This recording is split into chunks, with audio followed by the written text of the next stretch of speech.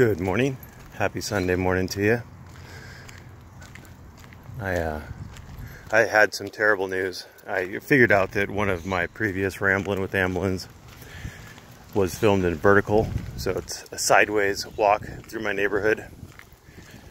And they took away the tool in YouTube that allows you to rotate. So that's annoying. I wonder why they did that. Probably has something to do with people using a rotation to get around copyright or something.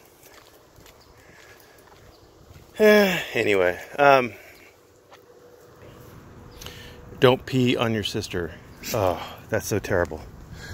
They both want to sniff the same spot, and he's pissed on her head more than once. It's always fun. So this is going to be really rambly, as most of my rambles are.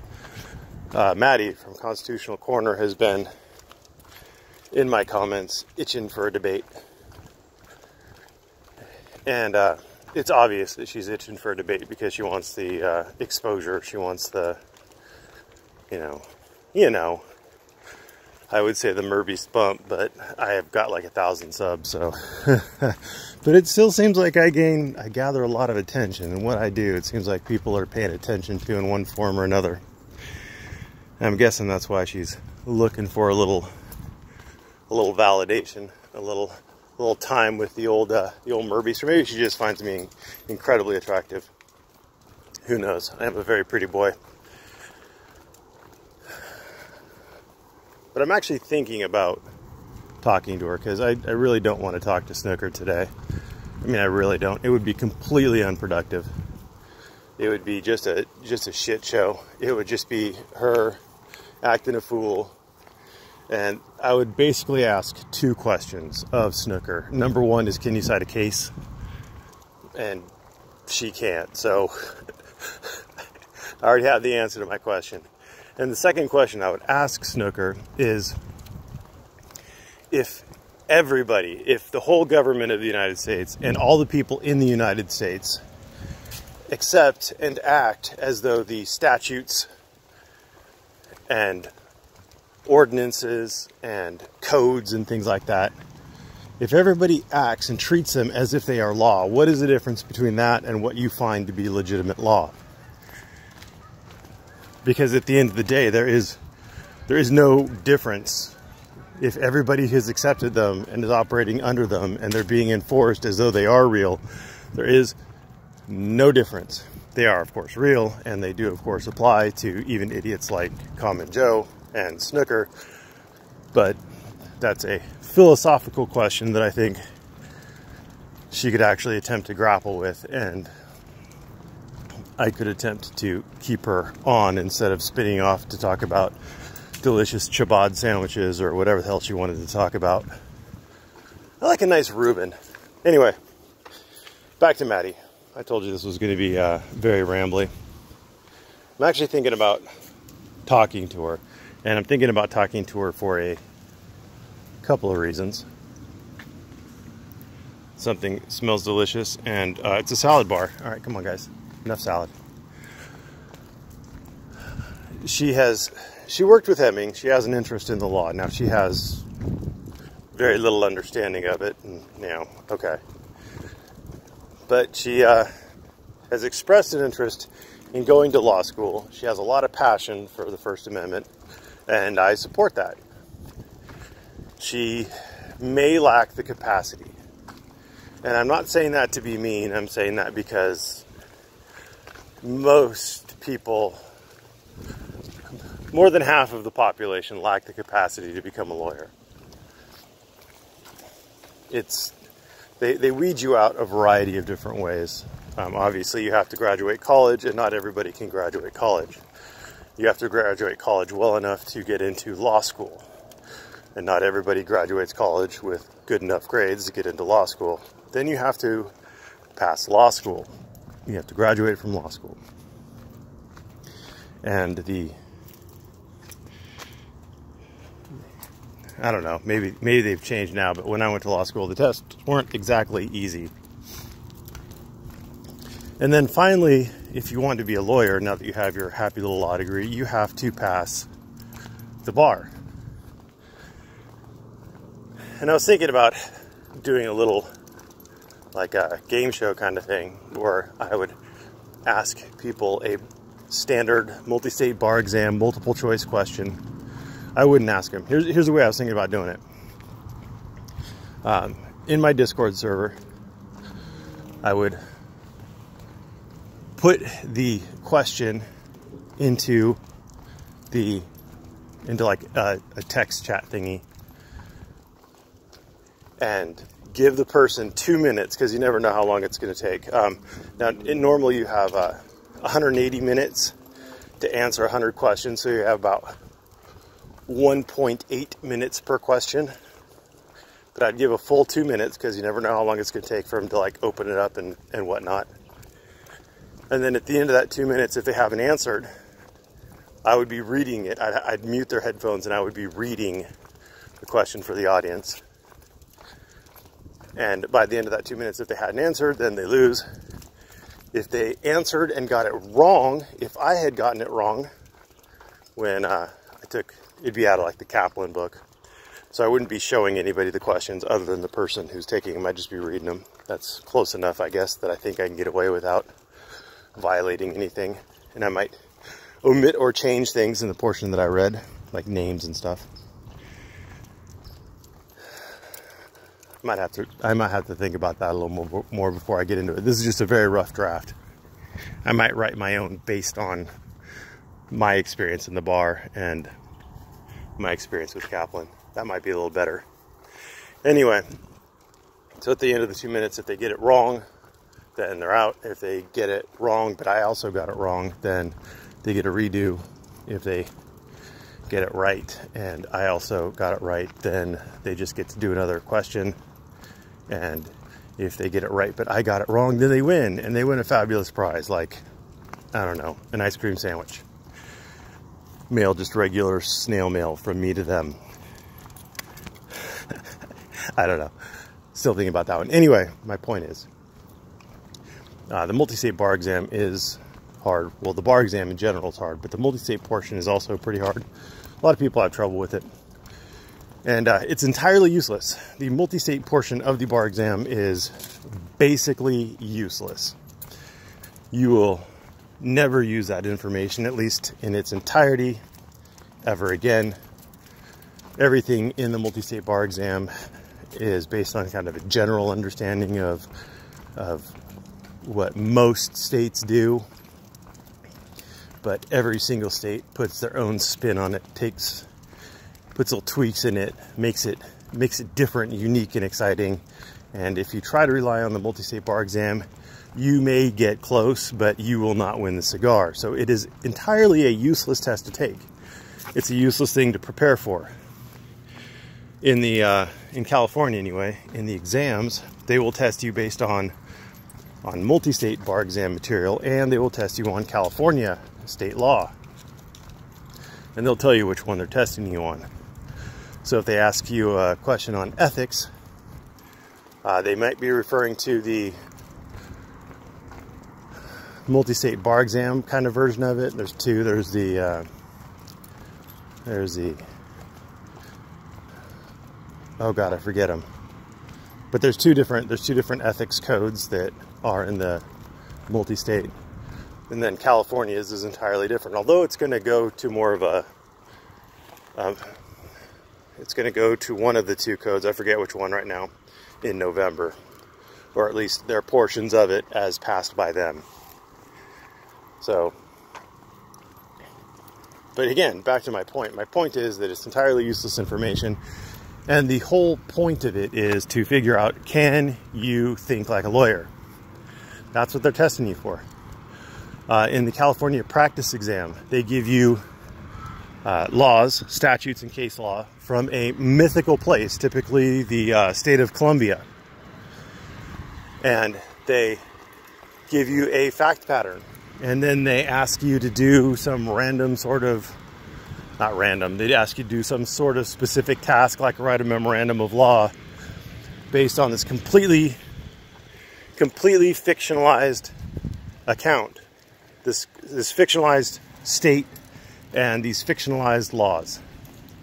And you can only use the laws that you have in front of you from this fictional state. And again, the goal of that is to get you to think like a lawyer. Do you understand the concepts? Do you understand how to logically put those concepts together into some sort of form that makes sense, some sort of form that accomplishes the client's goals and all that fun stuff? And I'm not entirely sure that Maddie has that capability, but I admire her passion. And so I'm not necessarily trying to dissuade her, but I'm thinking that maybe a little chit chat wouldn't be so bad with her. I'm understanding. I couldn't take it. I couldn't take her. I unsubbed from her channel a long time ago. She was very, very caustic, very abrasive, very Chi-Town Sue. Complete misunderstanding of the law and how it works. So I hear, though, that she has gotten a lot better, that she has moderated herself somewhat. So maybe I will check it out, see if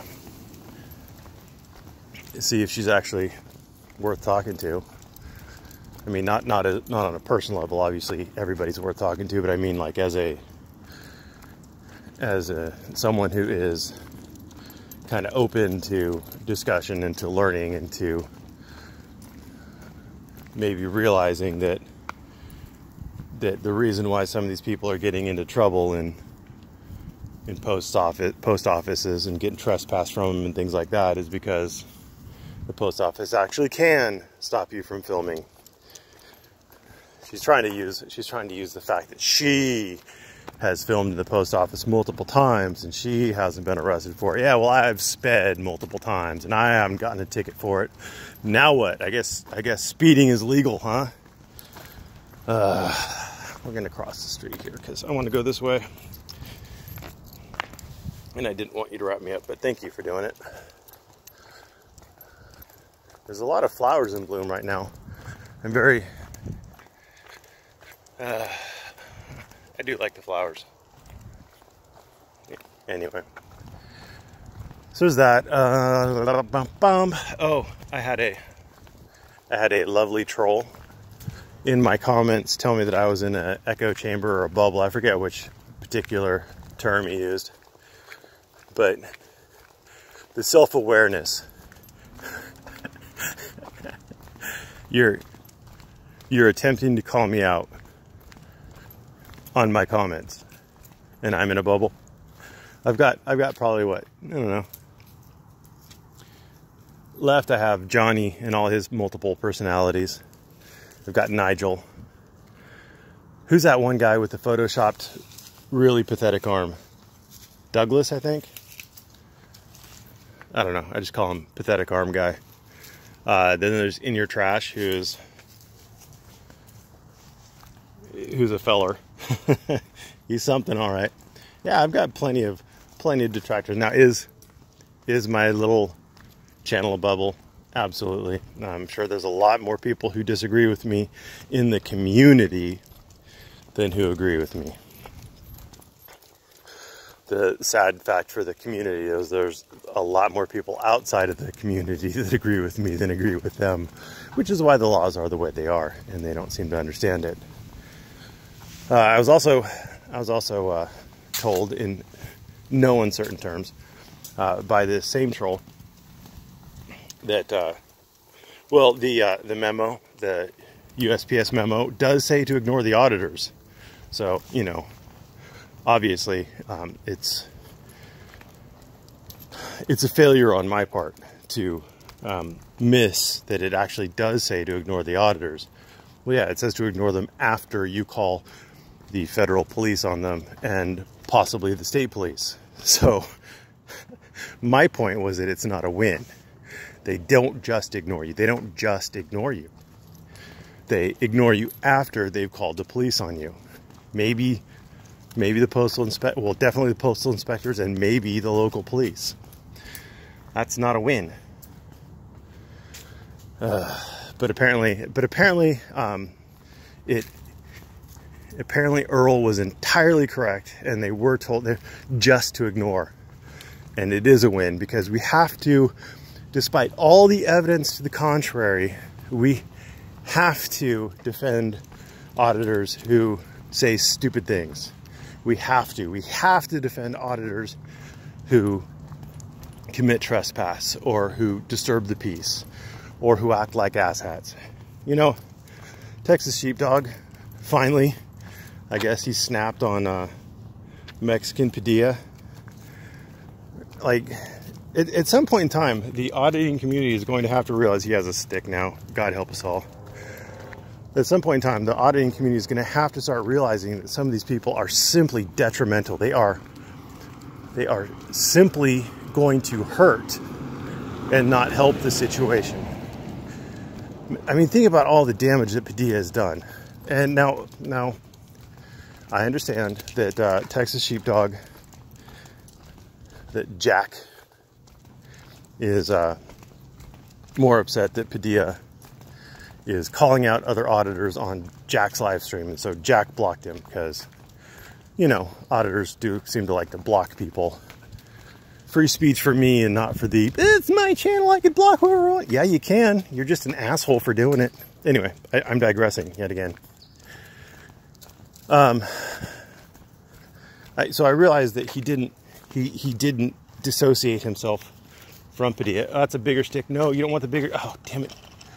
Oh, he's got the bigger stick. He's got the bigger stick. Oh boy, this is going to be fun. Oh, good. Oh yeah. Oh, here we go. Here we go. How do with big stick. How do. You're welcome for this, guys. This is free entertainment right here. He's all mine, kids. You can't have him.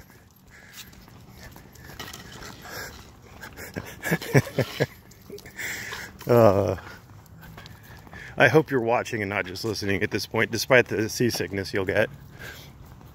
Anyway, yeah, at some point in time. Oh. At some point in time, oh God, oh, don't, ouch. At some point in time, people are going to have to wake up and realize that, oh God. Are you gonna, sorry, I'm very distracted right now. They're going to have to wake up and realize that there are detrimental forces, and it's not the cops. Everyone, oh, the cops are infiltrating. Oh, the cops are, it's the cops who are making these terrible comments. No, it's auditors or auditor friends. Oh God. Oh, this is getting good. Let's see if we can't unwind that just a bit. Nope. Stig's fighting back. All right, come on. I know. Such excitement. Such excitement. Oh, anyway, I guess I'm gonna let you go. I'm gonna have my hands full on the way home, because no, I don't take a stick away from him, even though he's an asshole. How you doing? He's got a stick. He's very happy. He's very proud of it. All right, have a good day.